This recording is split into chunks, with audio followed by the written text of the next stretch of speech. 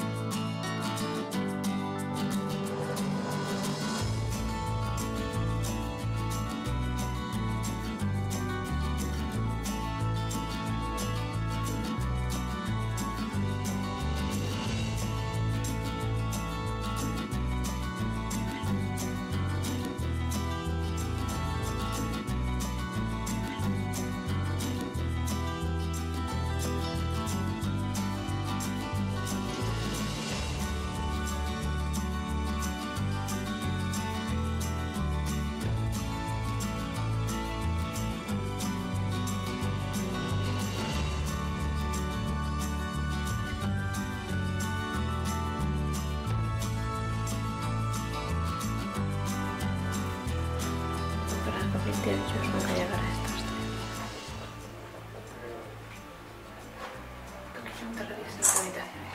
como para atravesar encantaría este terrario.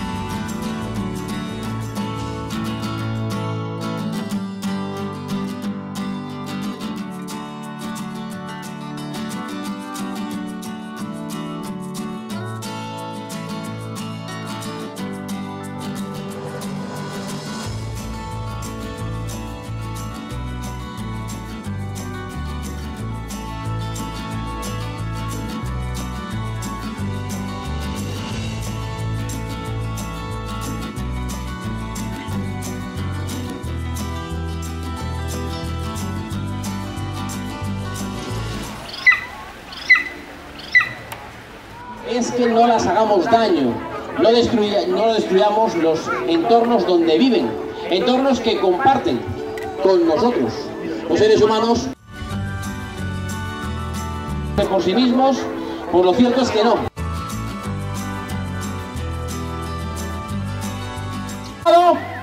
Se lanza por su presa y hábilmente logra capturarla. Llega aquí a toda velocidad y le voy a obligar a fallar para que vean sus cualidades extraordinarias a la hora de perseguir a una presa. Fijaos cómo bate las alas, como no ceja ni un instante en su acoso por lo que sería un ave en vuelo allá en los desiertos o las estepas asiáticas donde vive esta especie, el halcón sacre. Él sabe que su presa, si la consigue atemorizar lo suficiente, podrá caer finalmente entre sus garras. El halcón sujeta con sus garras a la presa y sobre el señuelo, como estáis viendo, también encuentra el alimento.